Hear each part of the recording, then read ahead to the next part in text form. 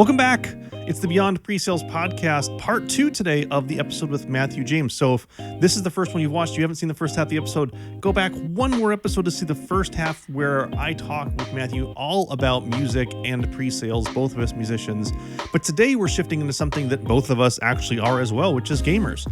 We talk all about video games. We talk about strategy. We talk about the things you can learn from gaming that, again, is applicable to presales and the rest of life.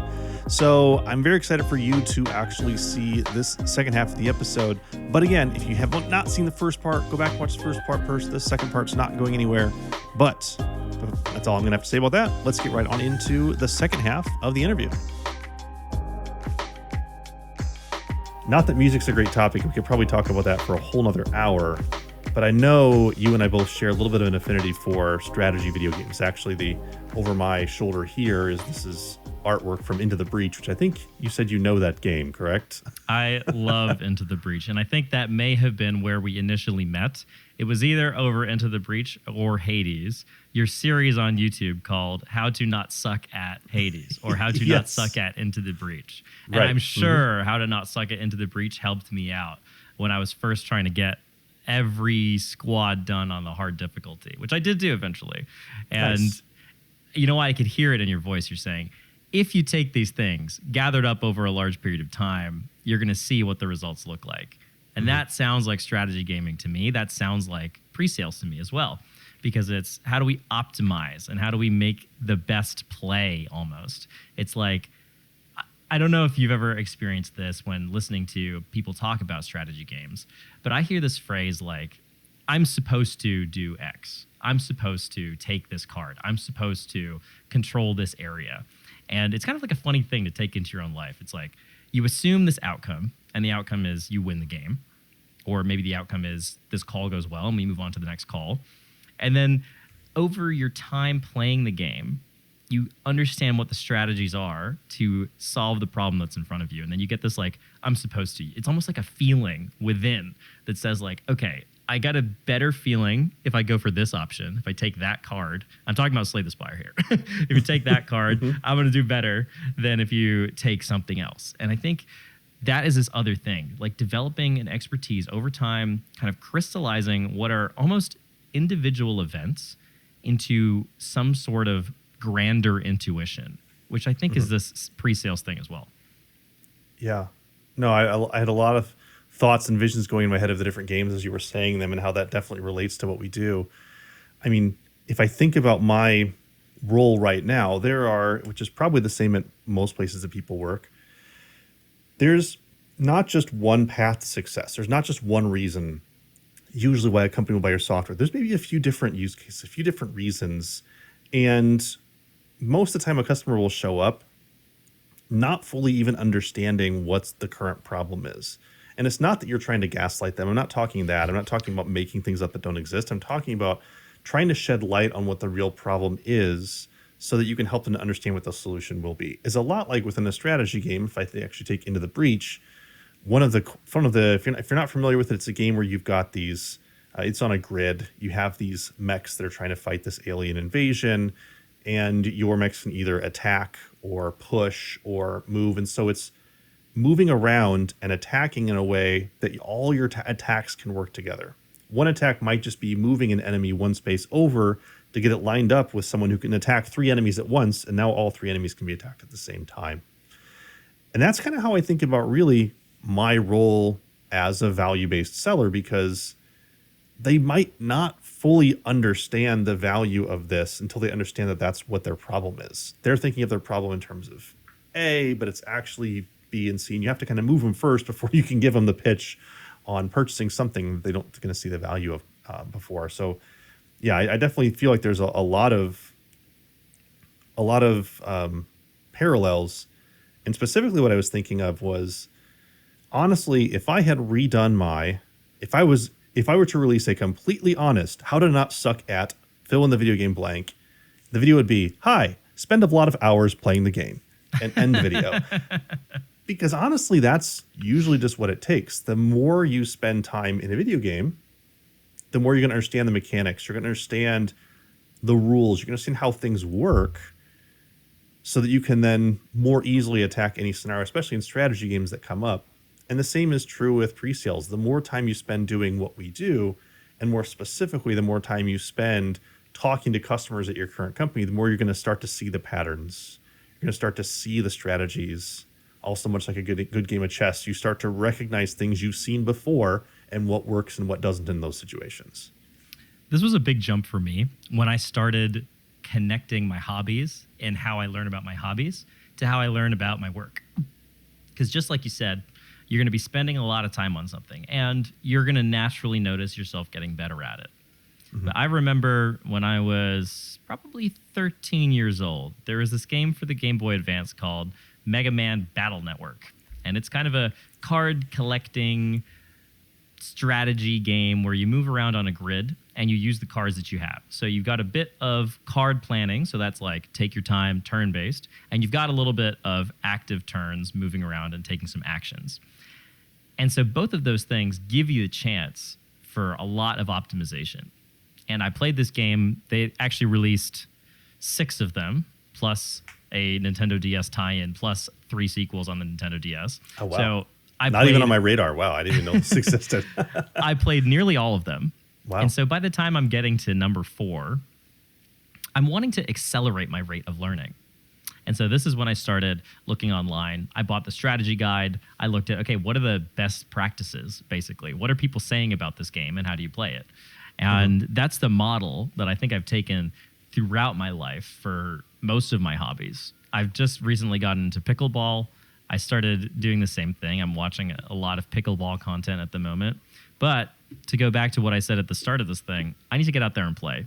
And I did last Friday. I got out there and played with Tech Pickleball in New York, down in McCarran Park. And let me tell you, it's just like I said, what you see on the screen does not necessarily translate to how you're then going to play the game. Gotta play the game. You need to get the steps underneath you. And that's pre-sales too. So I think both understanding that there are structures, as long as you're actually doing it, as long as you're practicing constantly, there are then ways you can take advantage of what's out there, the resources, the books, videos, anything else, training courses, to accelerate your rate of learning, but you can't rely on those alone. Yeah, you definitely can't.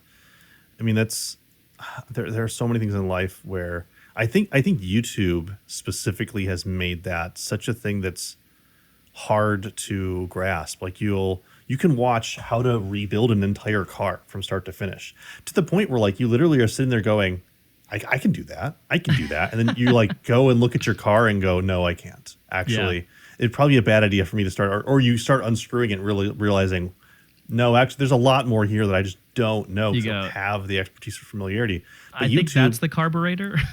Yeah.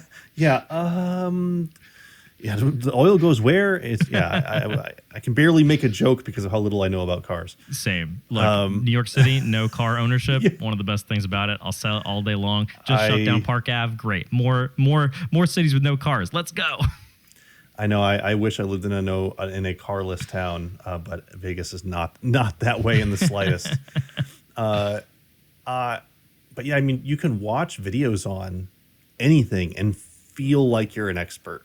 Much in the same way that you can take, 5 different pre-sale certification courses. And there was actually one I don't forget what it was. There was one that was sort of, that I saw for a while that a lot of people were taking, and then being frustrated that people weren't accepting that, I have now, I've gotten this certification course, this like 2-year certification course. How come I'm not getting a job right away as a senior SC? It's like, well, most companies know that you got to play, especially sales. You got to play in sales in order to get better in sales. Training can only take you so far as not to make the worst blunders. But I can attest to the fact, as someone who basically did the equivalent of showing up on a pickleball court, not knowing the game of pickleball at all, and just saying go, that was my sales career. You can learn on the go without any of that too, and still be successful. I think there is a nice balance. Like, I'm sure if I went out and I played pickleball, there's things that I would do that are an optimal strategy that I could just have learned with a couple minutes of videos. That we need to have a space for that, but the practical application just has to be there in some way. I'm curious, have you ever had a coach for something that you've done? I know you're playing chess right now, so something like a chess coach or anything else, because that is like another area where I think we are still so early. Like, what does coaching look like in pre-sales? And look, I would pay for a strategy game coach too. I mean, I basically do when I like watch Jorbs play Slay the Spire and I subscribe to him on Twitch. That's him making me better at the game. But yeah, curious if you ever had like a coach at something that you've done or how you think about that in pre-sales. I have. So I played tennis growing up. I had individual and then group tennis coaches. I've had, from a music perspective, I suppose it's a music coach, right? Yeah, it's like a piano teacher. Or piano a teacher, teacher. Yes. I had a piano teacher. I had a guitar teacher. I had a trumpet teacher. Technically, when I tried to learn violin, I had a violin teacher. I'm trying to think what other sports that I've tried. I had some basketball. I got some basketball coaches. Not chess yet, because those are really expensive for once I get a little bit better at it first. Same thing, my YouTube videos I watch, they're my coaches right now. Yeah. But the reason I bring it up is because we're kind of talking through these like two things. There's the learning that you can do on the job as you're doing something. And then there's the abstract level of learning where you're getting frameworks and what has worked from other people who've done this before. And I guess the point of a coach, and this is such an absurd thing for me to say because growing up, I didn't understand what a coach was for. I didn't understand why I went to piano lessons. But now that I'm 30, I can say that I understand the world just that little bit much more. Little bit more, a little bit of wisdom. I'm ready to say I don't know everything and accept that there is a real purpose there because you kind of tie those things together when you're working with a coach. They see where you are. They're almost like on that journey with you through your practice. And then they're bringing in the technical expertise and the frameworks that are going to help you the most. I wonder what that looks like in pre-sales. I don't know, but curious. Yeah, I think there is a space that has yet to be defined yet for pre-sales coaching. To me, it's the same as executives who get public speaking coaches. I think it's very much the same because a lot of what we do has to do with public speaking. A lot of what we do has to do with how we present, how we engage with people, a lot of the non-technical pieces. A coach for someone like your boss should be, or your manager should be the one helping you to fill in the gaps in your technical knowledge of the platform or the space that you're in. That's fine. But if we're talking about a coach, I'm thinking about those building trust, engaging, good presentation skills, things that you may not be aware of that are impacting how you're able to connect with people. There's definitely a space for it, and there's not yet anyone who's really hopped into that quite yet. And I definitely think there's a space for it. I try to do that a little bit with my team, but I can tell you why it's probably difficult for most managers to do. Because most pre-sales leaders, especially I feel like maybe over sales leaders, most pre-sales leaders have this sense of, well, I'm not the best at, and a lot of inferiority complex going on. And so it lends itself to a lot of, well, I don't want to coach someone to do something that I'm not great at.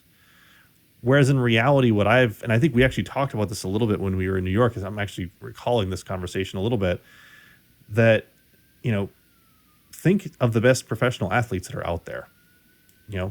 My statement I always make is Tiger Woods had a coach. Tiger Woods' coach was not better at him than golf. He just was able to coach him and point out things. And at no point did Tiger Woods say, well, you do it if you're so good. That's not the point. I'm going to take one off. You play the next tournament. Yeah, actually, you know what? Since you're so good at it, you just play this round. And I actually tell my team the same thing. And it's actually true. Most of my team is better at demoing and presenting than I am. And that's the goal. I told them from the start, I will be coaching you on things that when you watch me give a demo, you're going to be like, but you don't even do it. Yeah. And I said, that's not the point. I should be doing it. I'm not good at it. I'm still working. And you should be working on it too to get better there. But I think it takes a certain level of being okay with telling someone to do something that you're not great at yet and having that taken the right way. That's very difficult to master. I have a message. And this is a message to the entire working world, because we have now apparently consolidated so many things into the title of manager. Like, think of your boss. That's probably probably somewhere in their job description is like make you better at your job. And it's also evaluate your performance and also talk about your pay. And I'm thinking through this. It's like Tiger Woods' boss was not his coach, right? Those are two entirely different things. They were different roles. And they almost like, they to some level almost compete with each other. And I think that there's a way to kind of like work through that. But when the person that's coaching you is also evaluating your performance, that can be a very challenging thing because it's a vulnerable place to be, right? Because your coach is going to see your failures. That is actually what they're hoping to do. They're hoping to extract the right kinds of failures in you to get you to then hit the right notes or have your swing look a certain way, hit the serve the right way. So that's an interesting thing, and it's a little message that I have for the world. No, I think you're right on that. There are definitely some things that I feel like would be a lot better if we could separate out from what we expect managers to do. I just don't know how to start doing it. But I think you're right. Like I would love it. I would absolutely love it if I could have someone that I went to who I knew was just going to focus on making me better. That's separate from my boss, all those conversations, like someone who told me what I needed to get done, et cetera. I would even love to have a third person that would be strictly just on my annual performance evaluation, right? That's a I think in the ideal world, like imagine that. Yeah. They just tell you how well you're doing and it doesn't go anywhere, right? I mean, we're talking really idealistically here. Very idealistically. But why not? There are three different hats. There are three different hats that we're expecting leaders and managers to wear that you can't wear all of them at the same time, effectively. Like you have to, but it's context switching. It's whatever else it is. You're absolutely right. Me giving my team the feedback they need on their performance versus coaching them are very different conversations. And you're also a good example of someone who basically did this thing and then that thing, and you found yourself as a pre-sales leader. It's not like anyone told you the hats that you have to wear and how to manage these things. So that's another area where pre-sales is still so nascent. I think we have a lot we can do together on that. Like, think about AEs. There are definitely account executive coaching programs. Like, I can name a couple. I know them. I know a couple of friends that are investing in them. And I think that they're actually getting a lot of value out of that. And so just something else for us to think about. Yeah. No, I would love to see. So if you're out there listening to this podcast going, I wonder if there'd be an appetite for pre-sales coaching. I definitely know it's a need right now. I don't know. Maybe I should do it. Look, here we are. We're discovering something new. Right. And that's us. How did your company get started? Well, we're talking on this podcast, you see. We talked about video games and Into the Breach. Yeah. And but see, this is the importance of, like, not to get meta on the podcast where we're talking about meta things. This is why this podcast exists, because there are so many things outside of what we do that we probably do better than the practices that we have within here.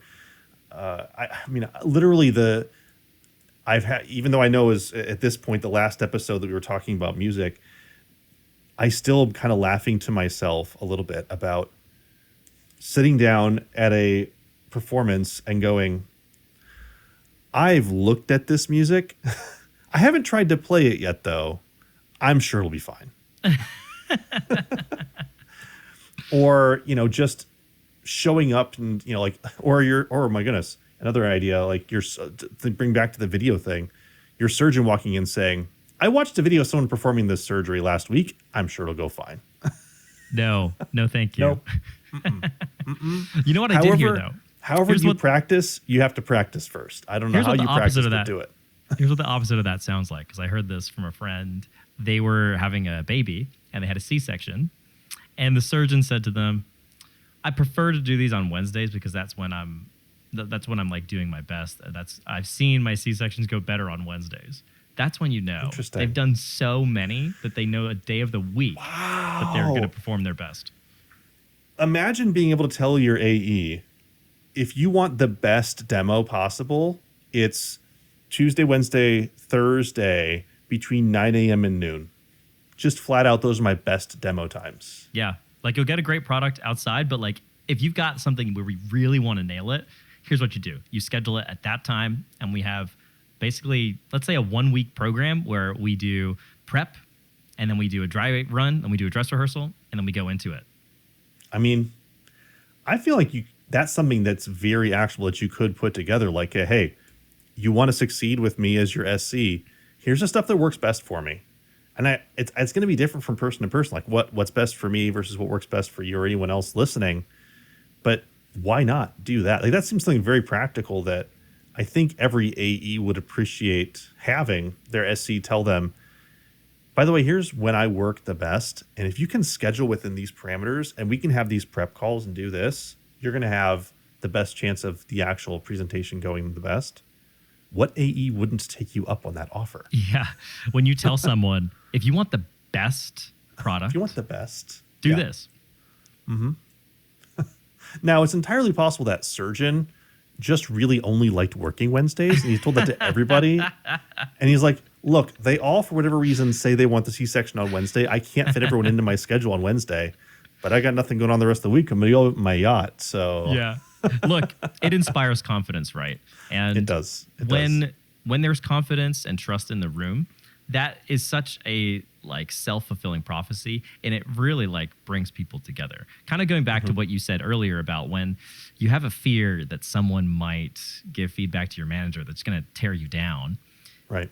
I have found that, and I've seen this happen, then the person who's trying to do their best on a call is thinking about that. And even if they're not consciously thinking about that, it becomes a barrier for them to doing their best anyway. And so that's a self-fulfilling prophecy as well, right? The kinds of energy that you inject into a situation, a relationship, a deal, they're going to manifest themselves. So the more you can shift that perspective, the better. That's what I find, at least. Yeah. No, I have so many takeaways. I have a full page worth of notes here. So hopefully everyone listening along or watching as well, hopefully you've been taking notes. If not, go back and start the last episode over again. Just watch them again. There's a lot of really good in here. And actually there's some things that I think I might take away and ask my team to think about, especially around some of the stuff around practicing the strategic thinking around getting into what's the right strategy. And then the last piece that we talked about, I don't see any reason why we can't all start doing that today. Put together when do I work best pamphlet and hand it out. Yeah. And just see what you get. I would, if anyone does try that, I would love to hear how it goes, if it's working, because I think that's building partnerships right there, which is, I think, the core of what we just even started talking about at the very, very beginning of this conversation, kind of building those partnerships. We are, it looks like, almost just out of time, but I wanted to leave a little bit of time at the end to ask you kind of an open-ended question.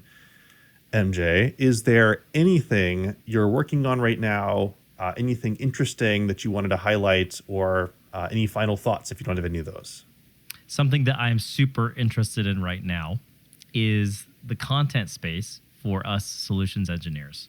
So find me on LinkedIn, give me a follow, and I would really appreciate if things are resonating with you. Let me know. If you hate it, let me know as well. I can think of a couple of great leaders out in this space that I'm looking to learn from and emulate. So I just think that these kinds of conversations, the idea, the identity of being a solutions engineer is something that I want to get out there some more. So let's see how that goes. And if you're in New York and I don't know you, I would really like to meet you at some point. There are so many events and things that we can run into each other at.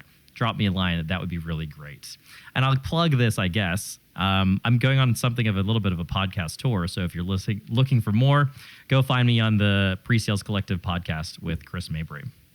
Yeah, absolutely great podcast as well. Actually, everyone should follow all the Presales podcasts. I should do that at some point, just link to all of them so people can find all of them. But yeah. Right?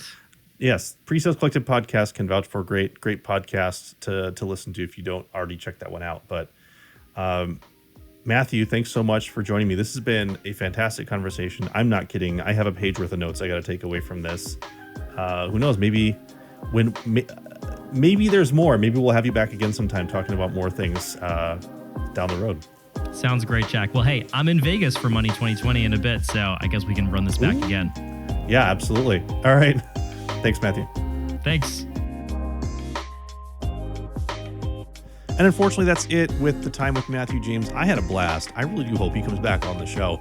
I think there's so much more we could talk about.